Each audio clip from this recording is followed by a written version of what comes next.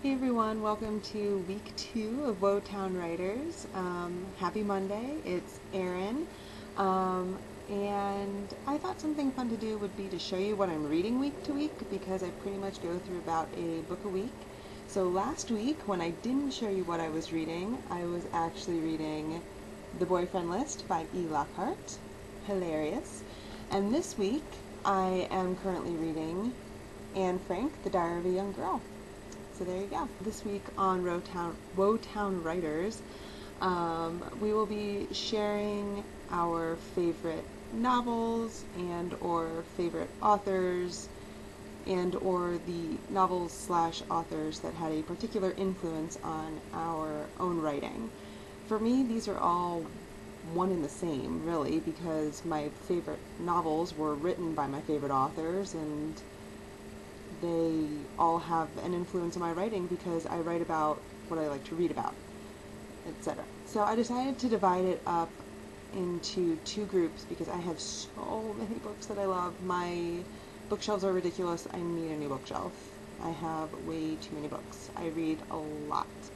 The first group of books I'm going to talk to you about are the ones that I liked a lot when I was in late elementary school through, say, mid-high school, early high school. And then the second group of books were books that I really liked mid-high school through now. Because my writing tastes changed in that time. There was a split. It was really weird when I was going back and thinking about it. So I guess I'll just dive right in. The Dawn Rochelle novels by Lurleen McDaniel. I liked pretty much all of Lurleen McDaniel's books. I've read most of them. She writes about difficult issues with kids, dealing with death, dealing with loss, dealing with having terminal illnesses. This is when I first started learning that you could write about things and tell a story that maybe wasn't always happy and maybe didn't have a happy ending. And this is also around the time that my mom started saying that I was morbid. So, hi Mom! I have A Time for Dancing by Davida Wills Herwin. Most of these books that you'll see, they're my favorite novels because my favorite novels are the ones I can read over and over and over and over again and never once get bored. I don't know if I'll be able to, maybe I can't. There are highlights in here because I highlight my favorite passages. The Face on the Milk Carton by Caroline B. Cooney. This was actually an entire series. There were a bunch of companion books that came after this. This was the one that I really, really liked. Dealing with, again, difficult issues, kind of a bizarre situation, but such a good story. Leaving Fishers and Running Out of Time, both by Margaret Peterson Haddix. Running Out of Time, I think, was the first one of hers that I read, but I don't honestly remember because I've read several of her books. But Leaving Fishers actually turned me on to my interest in cults, which is what my first novel is about, the one that I'm trying to get published currently. And I'm not saying, like, I'm interested in cults in that I want to join one or I want to start one. I just really like reading about them, and when I was writing the first draft of my novel, I had to do research for it, and I realized that the psychology behind cults is actually really fascinating as well. And this is the book that first showed me that those stories are really interesting to read. Those were the books that showed me that not every story has to have a happy ending, not every story has to be funny or make you laugh. Stories can make you cry, and that's okay. It's okay to write about the difficult issues, and that was a really important thing for me to learn when I was first starting to fall in love with writing. And then the next books have had a very significant influence on what I like to write now, which is kind of important. Of course, I have got to have Harry Potter. I mean, what person doesn't like Harry Potter other than my parents? I don't know. I picked Deathly Hallows because I think it might be my favorite one of the entire series. I haven't really decided yet because I like several of them a lot. But Deathly Hallows was also literally the easiest one for me to grab because my Harry Potter books are stacked vertically on my shelf, and from 1 being on the bottom and 7 being on the top, and so it was actually the easiest one for me to get off my shelf.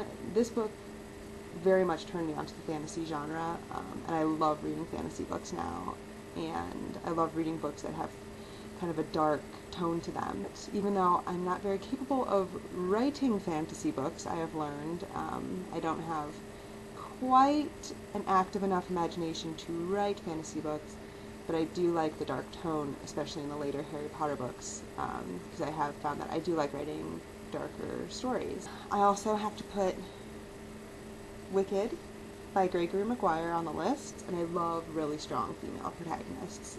Even in the younger cluster of books that I showed you earlier, those were all female protagonists, and they all had issues, but they were fairly strong in their own way. The character of Elphaba, I absolutely adore the character of Elphaba.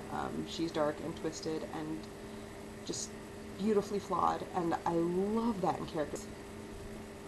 The Lovely Bones by Alice Sebold.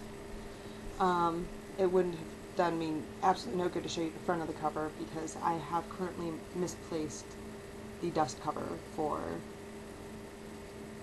this book. It's somewhere. It's probably in a box in the basement somewhere. I'm such a bad bookworm because I can't remember where I put it. Anyway, this one was kind of the transition between the books from my younger years into the books from my older years. This was kind of one that I debated back and forth between which pile to put it in, and I decided to put it in the older years pile because it was really kind of the change there, because it is dealing with a difficult issue. I mean, a very difficult issue.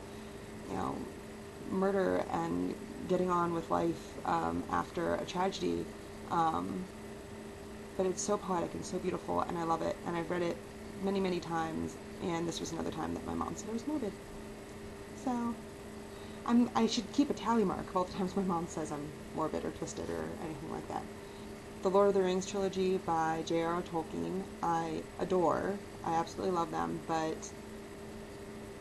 they're just so long. They're such long reads that I can't always reread them. It's actually been a very long time since I have reread them.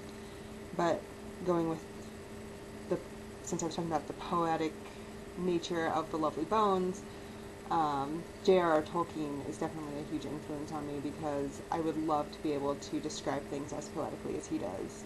Maybe not as wordy as he does, but definitely with as much eloquence.